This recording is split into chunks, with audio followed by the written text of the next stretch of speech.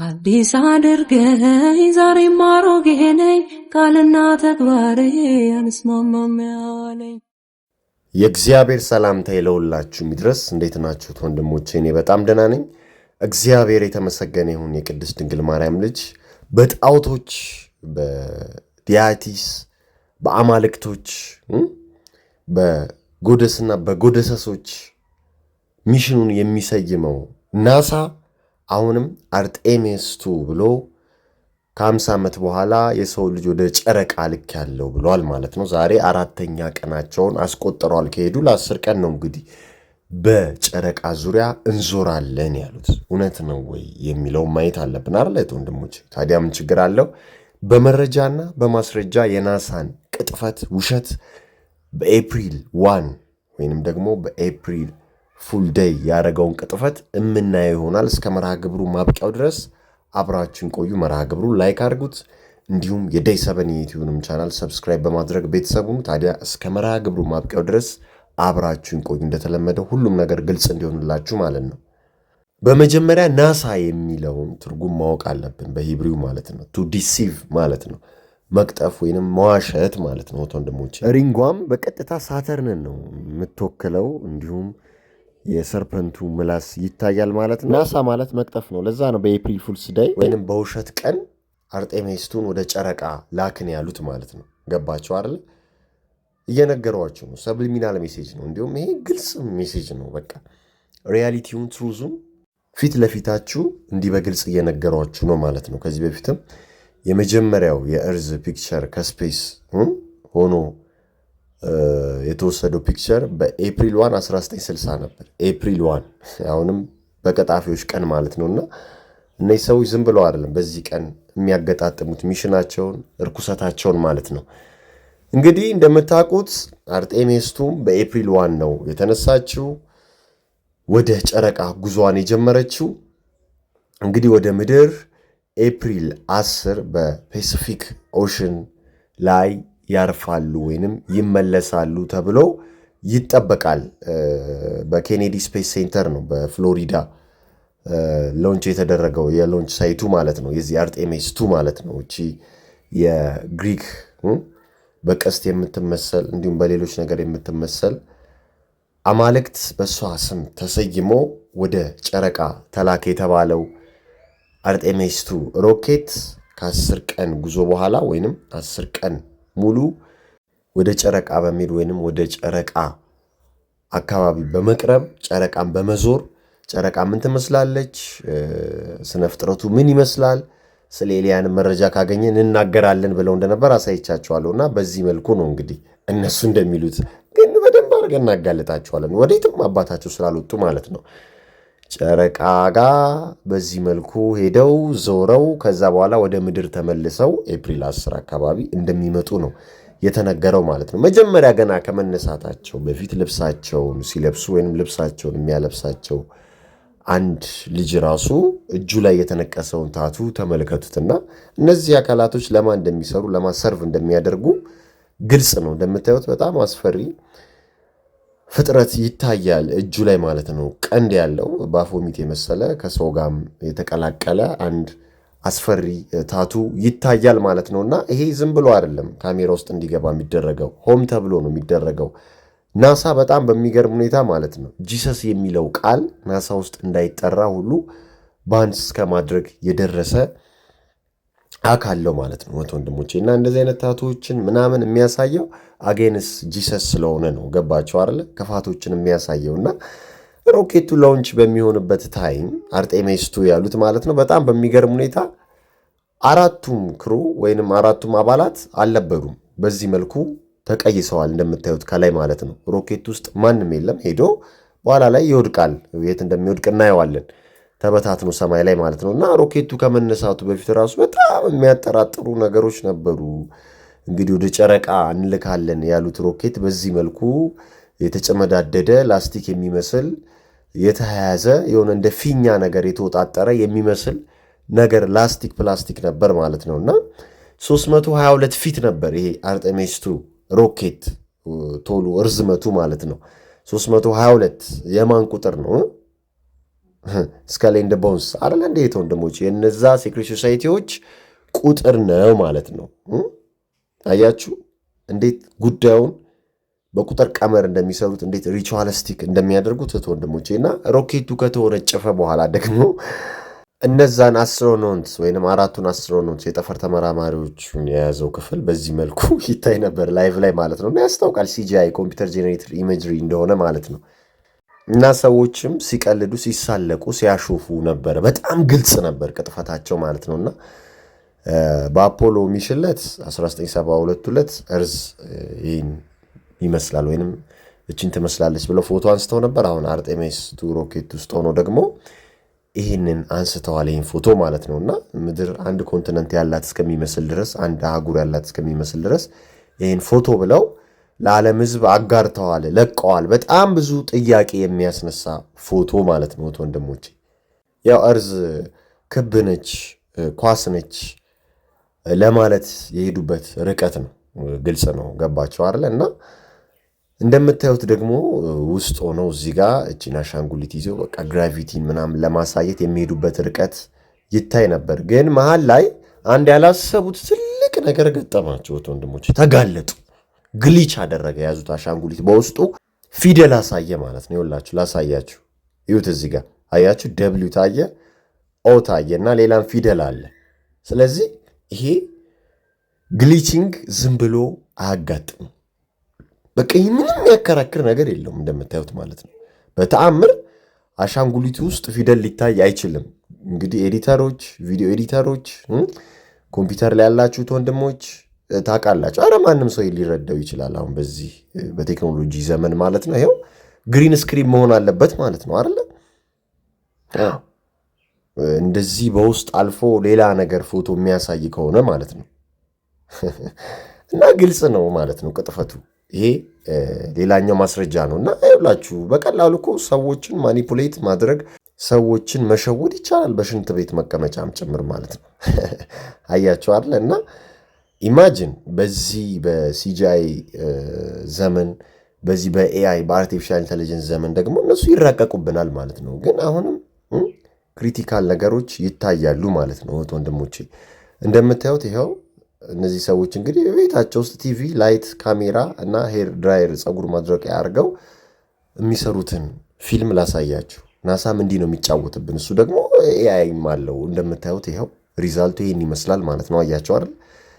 እና በዚህ ዘመን ያያችሁትን ሁሉ አትመኑ። ወደ ጨረቃ ሄድን ወጣን ሲሏችሁ አትመኑ።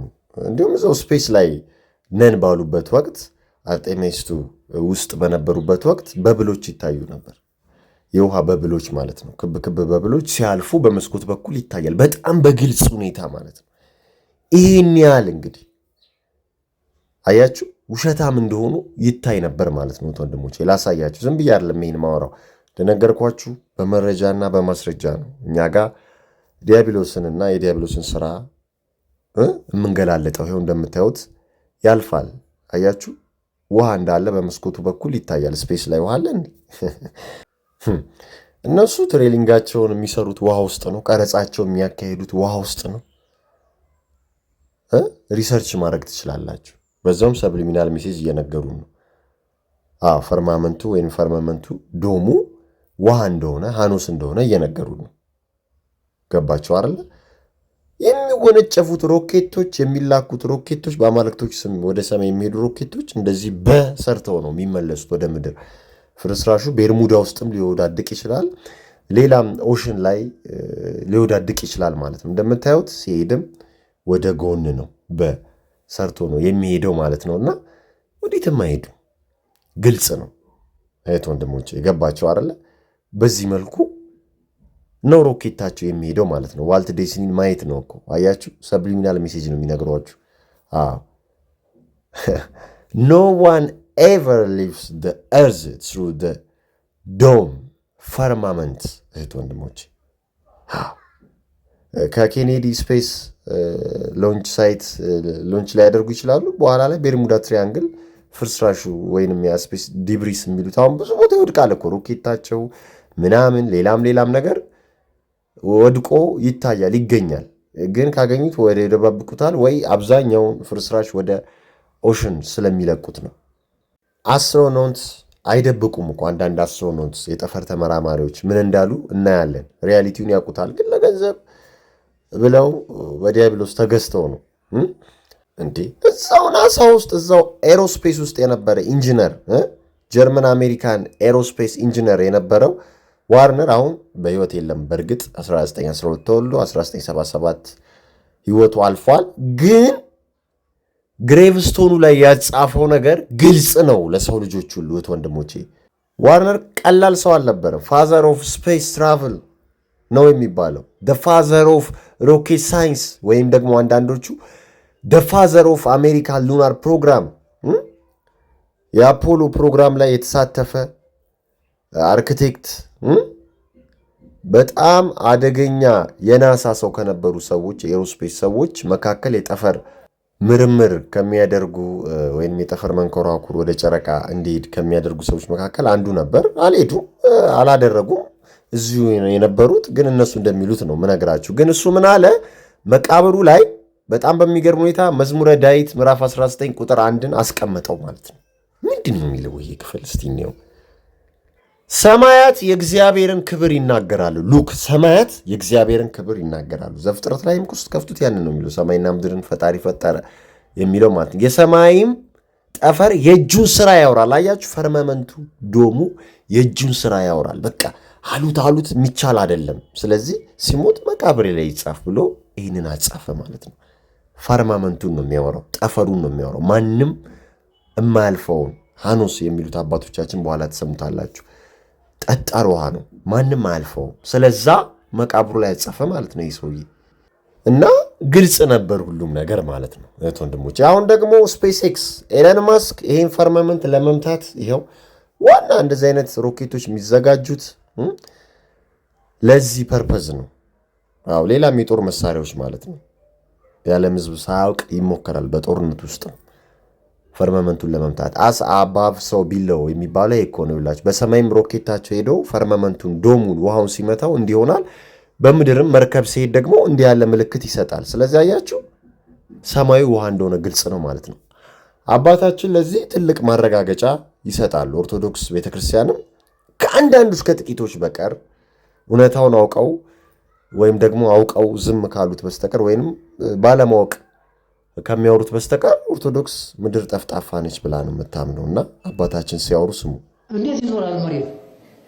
ምን ማስረጃ አለው? ከዞረ ቤትሽ አብሮ መዞር አለበት። ተራራውን ኮረብታውን መዞር አለበት። ተራሮች ግን አይንቀሳቀሱ፣ መሬትም አይንቀሳቀሱ። ለምን? ጥበበኛው አምላክ እንዳይንቀሳቀስ አድርጎ በባህር ላይ አስቀምጦታል። የመሬት መሰረቱ ምንድን ነው ካወቃችሁ? ባህር ነው። ለምን? ወደ ታች 40 ሜትር ብትቆፍሩ ባህር ነው እንጂ ደረቅ ነገር አታገኙ። ከኛ በላይ ያለው ከደመና በላይ ያለው ጥቁሩ ምንድን ነው? ውሃ ነው። ከውሃና ከውሃ መካከል መሬቱን አስፍሮ ከመሬቱ ላይ እኛን ፈጥሯል። እንዲገባቸው ያስፈልጋል ወገኖች። ከኛ በላይ ያለው ባህር ነው። ከኛ በታች ያለው ባህር ነው። ከባህርና ከባህር መካከል የተቀመጠ ሰው ፍጡር ምን እውቀት አለው? እሱ ካልገለጠ።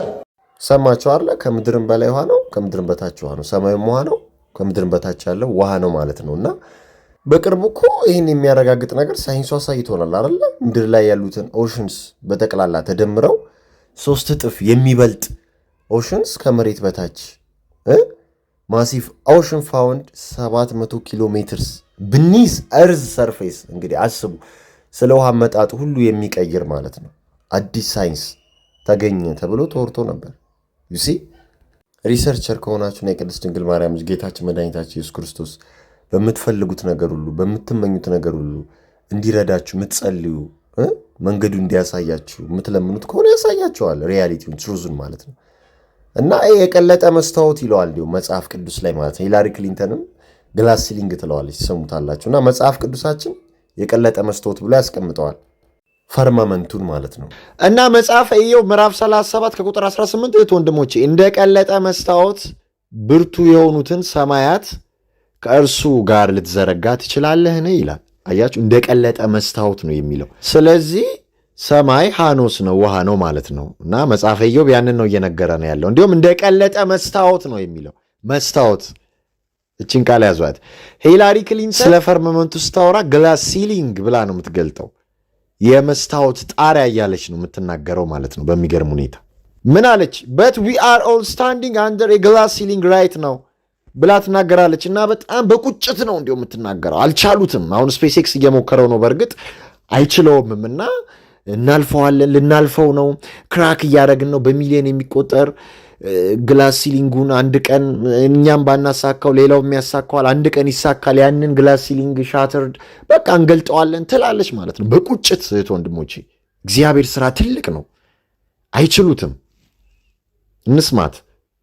Although we weren't able to shatter that highest, hardest glass ceiling this time, thanks to you, it's got about 18 million cracks in it. And it may be hard to see tonight, but we are all standing under a glass ceiling right now.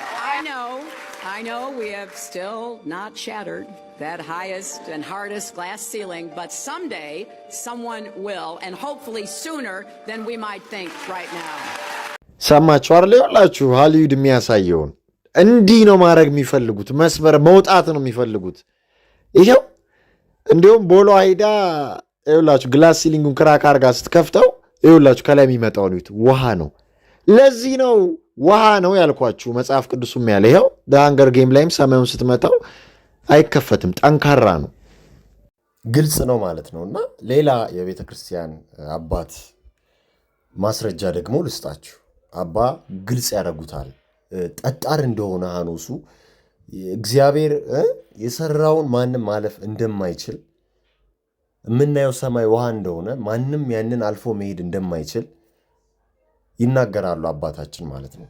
እስቲ ሰምተነው እንመለስ። ፀሐይ፣ ጨረቃ፣ ከዋክብት ምንድን ናቸው ነው? ሰማይ ምንድን ነው? ይህን ብቻ ነው የምናየው። ሰማይ እንግዲህ እግዚአብሔር ፀሐይ፣ ጨረቃ፣ ከዋክብትን የፈጠራቸው መቼ ነው ካላችሁኝ፣ ረቡዕ ነው የፈጠራቸው።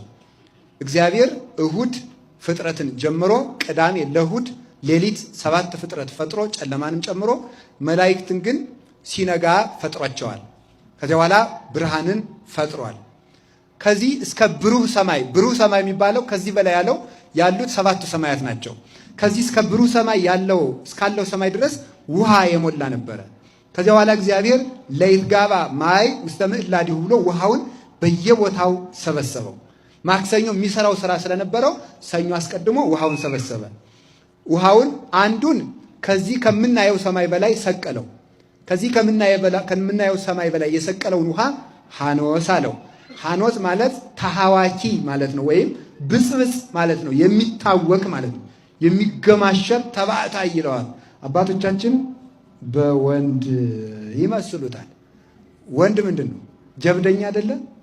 አዎ፣ ይሄ መግረሽረሽ፣ መደባደብ፣ መቆጣት፣ ማዘዝ የሚወደው ወንድ ነው እና በዚያ ይመስሉታል። ያ ረግቶ አይቀመጥም። ግን ሰማይ ለብቻው ወደዚያ ወደ አንዱ ሰማይ እንዳይሄድ ምን ያደርገዋል? ልክ ባቢል የሚባል ነፋስ እንደ ብራና ውሃውን ወጥሮ እንዲይዘው አድርጎ አስቀምጦታል እግዚአብሔር። እንግዲህ እንደምታዩት ውሃ በገበታ መቀመጥ የሚችለው ገበታው ምን ሲሆን ይመስላችኋል? ወደ ላይ ሲዞር ነው ወደ ታች ሲዞር ነው? እንግዲህ በከተማ አላውቅም፣ በእኛ በገጠሩ ወደ እናንተ በቧንቧም አይሆንም እኮ ውሃ ሽቅብ ይፈሳል አይፈስም ሲባል በአዲስ አበባ በቧንቧ ይፈሳል አላሉ አንዱ። ለምክር ሲባል ለምክር የተባለውን ውሃ ሽቅብ አይፈስም እንጂ ሲል አይ በአዲስ አበባ በቧንቧ ይፈሳል ብሏል። እና ውሃ ሊይዝ የሚችለው ወደ ፊቱን ወደ ታች ዞሮ ነው፣ ገበታው ወደ ላይ ዞሮ ነው። እግዚአብሔር ግን ጥበበኛ አምላክ መሆኑን ለማስረዳት ሰማይ ፊቱን ወደ ታች ነው ወደ ላይ ነው የዞረው። ወደ ታች ዞሮ ውሃ ይዟል በላዩ ማለት ነው። ይህ ድንቅ ጥበቡ ነው ይላል ቅዱስ ዮሐንስ አፈወርቅ። ድንቅ ጥበቡ ነው። ውሃውን በላይ አድርጎ ተሸካሚ በታች አዞሮታል። እንደዚህ አድርጎ አስቀመጠው። አንድ ውሃ ሐኖስ ነው። አንዱን እጅ ውሃ አረጋና ጠፈር አደረገው። እግዚአብሔር ቻል ካለው የማይችል የለም።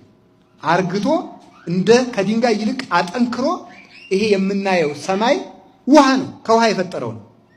ውሃ ነው ግን ደረቅ ነው። ውሃውን ምን አድርጎታል? ከድንጋይ ከአጥንት አጠንክሮታል። በዚህ ይሄን ለምንድን ነው የፈጠረው? ያኛው ሐኖስ እንዳይንጠበጠብ ነው። ያንን ውሃ ፍጥረት እንኳን ፈሶበት አንድ ጊዜ ቢያየው በድንጋጤ ብቻ ይሞታል፣ በመደንገጥ ብቻ። እንደገና ደግሞ የፀሐይ ከፍተኛው የሙቀት ክፍሏ ወደ ላይ ስለሚላክ ጠፈርን እንዳትቀደው በላይ ውሃ ጥዶበታል። እንደ ድስት ማለት ድስት ባዶውን ቢጣል እንደሚሰበረው ማለት ነው። እግዚአብሔር ቸር ስለሆነ ወደ ምድር የሚላከው የፀሐይ ብርሃን በጣም ጥቂቱ ነው የሚላከው። እናንተ ምድር የምትሉት ኦዞን የምትሉት፣ እኛ ደግሞ ምዕዛረ ፀሐይ የምንለው የፀሐይ ወንፊት ማለት ነው። ፀሐይ ብርሃኗ ተመጥኖ የሚወርድበት ነው። ያንን የሚከፍትና የሚዘጋ መልአክ አለ። አሁን ስንት ወንፊቶች ቢከፈቱ መጠነኛ ብርሃን ያስፈልጋል። ማለዳ ስንት ይከፈት፣ 6 ሰዓት ስንት ይከፈት የሚለው የሚመጥን መልአክ አለ። ከፍተኛውን ግን ወደ ጠፈር ይልከዋል። እንዳትሰብረው ደግሞ በላይ ሐኖስን ጥዶበታል። ፈሶ እንዳያጠፋን ደግሞ ይህንን ጠፈር ጋርደዋል። ከዚያ በኋላ እግዚአብሔር ምን አደረገ? ሰኞ ምድር ውሃ ረግቶባት ስለነበረ ውሃውን ሰበሰበልን። አንዱን ከምድር በታች አደረገው። አሁን አንዲት ጠጠር ወደ ውሃ ስንወረውር ትሰጥማለች።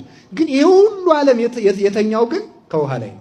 ለምን እንደማንሰጥም እግዚአብሔር ብቻ ነው የሚያውቀው። ዘአጽንዐ ለምድር ዲበ ማይ፣ ምድርን በውሃ ላይ ያጸና ይላል ቅዱስ ዳዊት። ምድርን በውሃ ላይ ያጸና እግዚአብሔር ለማይችል ነገር የሚቻል ነገር እንደሚሰጠው ውሃ ምድርን ከነጓዟ ተሸክሞ በመኖሩ ይታወቃል። እንደ ውሃ ብጽብጽ የሆን እንኳን ብንሆን እግዚአብሔር ካለ የማንችለው ነገር የለም፣ ይቻላል። ኩሎ እክል በዘውእቱ አክህለኒ ክርስቶስ፣ ኃይልን በሚሰጠኝ በክርስቶስ ሁሉን ይችላለሁ ይላል ቅዱስ ጳውሎስ ፊልጵስዩስ ምዕራፍ 4 ቁጥር 6 ላይ እንደሰማችሁት ነው። ሳይንሱን የሚያፈርስ እግዚአብሔር ስራ እንዲህ መገለጥ አለበት። እንዲህ ትምህርቱ ወንጌሉ መሰበክ አለበት። ትክክለኛው ስነ ፍጥረት መሰበክ መነገር አለበት። ወንድሞች እንዴ ፓይለቶች እንኳን ለ20 እና ለ30 ዓመት የበረሩ ፓይለቶች ሲጠየቁ ምንድን ነው የምታወራው እንዴ? እንዲህ ብሎ ነገር የለም፣ የምን ክብ የምን ኳስ ፍላት ነች ከርቭ ምናምን የሚባል ነገር የለም ብለው ሲመሰክሩ ስሟቸው። Can I talk to the pilot, please? Right here. You're the pilot? Hi. How long have you been flying for? Like for Delta, 21 years, but maybe like 30 something. I want to know, because they say the pilots know a lot. Do you think the Earth is flat or no? I know it's flat. You know it's flat? How long have you been flying for, you said? Over 30 years. Notice any curvature while we were up there? Curvature? No. No, there's no curvature? It's just all flat. ይኸውላችሁት ወንድሞቼ ምድር በቃ እንዲህ ነች። መዝሙረ ዳዊት ምዕራፍ 93 ከቁጥር 1 እንዲሁም ምን ይላል መሰላችሁ? እግዚአብሔር ነገሰ፣ ክብርንም ለበሰ፣ እግዚአብሔር ኃይልን ለበሰ፣ ታጠቀም፣ ዓለምን እንዳትናወጥ አጸናት ይላል። አጸናት። አንድ ነገር የሚጸናው እየተሽከረከረ አይደለም፣ ወይንም ወክ እያረጋ አይደለም አይደለ? በቃ እዛው ላይ ሲጸና ነው። እና ምድር የጸናች ነች፣ አትንቀሳቀስም፣ አትሽከረከርም ማለት ነው። እና ዙሪያዋም ዝግ ነው። እንግዲህ ሰዎች ወደዛ ሄደው ማለፍ ምናምን የለም፣ መውደቅ ምናምን የለም። ለዚህ እንዲያውም መጽሐፈ ምሳሌ ምዕራፍ 8 ከቁጥር 27 ጀምሮ እንዲህ ብሎ ያስቀምጠዋል። ሰማዮችን በዘረጋ ጊዜ አብሬ ነበርኩ፣ በቀላያት ፊት ክበብን በደነገገ ጊዜ፣ ደመናትን በላይ ባዘጋጀ ጊዜ፣ የቀላይን ምንጮች ባጸና ጊዜ። ከዛ 29 ላይም እንደሚል አንብቡት። ለባህርም ዳርቻን ዩሲ ለባህርም ዳርቻን በወሰነ ጊዜ፣ ውሃ ከትእዛዙ እንዳያልፍ ዩሲ የምድርን መሰረት በመሰረተ ጊዜ ይላል። ስለዚህ ግልጽ ነው ጉዳዩ ማለት ነው። እህት ወንድሞች ዘመኑን በደንብ ብትዋጁ። ህዝብ እውቀት ከማጣቱ የተነሳ ጠፋ የሚለው እኮ ከዚህ የተነሳ ነው። ይሄው የወርልድ ሄልዝ ኦርጋናይዜሽን፣ ዩናይትድ ኔሽንስ፣ ወርልድ ሜትሮሎጂካል ኦርጋናይዜሽን ሎጓቸው ይናገራል። ምድር ዝርግ እንደሆነች ማለት ነው እና በአይስ ዋል እንደተከበበች፣ በበረዶ እንደተከበበች። ያው እና አንታርክቲካ ላይም ሰዎች እንዳይሄዱ ማይፈቀድላቸው ለዛ ነው፣ የተለየ ሚስጥር እንዳያዩ። አያችሁ? ስለዚህ ለዛ ነው ምድር ጸናች፣ ይኸው ጸንታለች። ውሃዎች እንደማይፈሱ ዝግ እንደሆነ ይኸው በቃ ግልጽ አድርጎ ያሳያቸዋል ማለት ነው ሎጓቸው። እና አሁን ያ ስፔስ ኤክስ ሮኬት የነ ቻይናን በሉት የነ ናሳን በሉት የነ አሜሪካም ሮኬት መንኮራኩር ሳተላይት ምናምን በሉት እንዳሳየዋችሁ ነው። ሁሉም ፌክ ነው። ሁሉም ቢዝነስ መስሪያ ነው። ሁሉም አምላክ የለም የሚለውን ገና ከልጅነታችን እየተማረ እንድናድግ ሳይንሱን ሰው እንዲያምን የተደረገ ነው። የሰው ልጅ ከዝንጀሮ መጣ እንደተባለ ሁሉ ማለት ነው። እና መዝሙረ ዳዊት ምዕራፍ 148 ከቁጥር 4 ምን ይላል የሚለውን እንወስድ ወንድሞቼ። ሰማየ ሰማያት አመስግኑት የሰማያት በላይም ውሃ ይላልና በጣም ግልጽ ነው።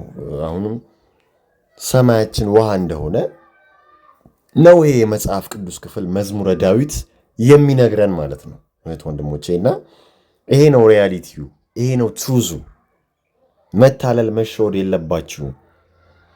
ሳይንስ ጠቃሚ ፓርት አለው፣ ጠቃሚ ጎን አለው። በዛው ልክ ደግሞ አጌንስት ክርስቲያኒቲ ላይ፣ አጌንስት ኦርቶዶክስ ላይ፣ አጌንስት ባይብል ላይ፣ አጌንስት ጂሰስ ላይ የተነሳ ነው። በአጠቃላይ በክርስቶስ በሚያምኑ ሁሉ ላይ የተነሳ ነው። ፎለን ኤንጅልስ ወይም ፌለን ኤንጅልስ እነሱ በቀመሩት የኮከብ ቁጥራ ምናምን ነው እንግዲህ ናሳ የሚመራው ማለት ነው።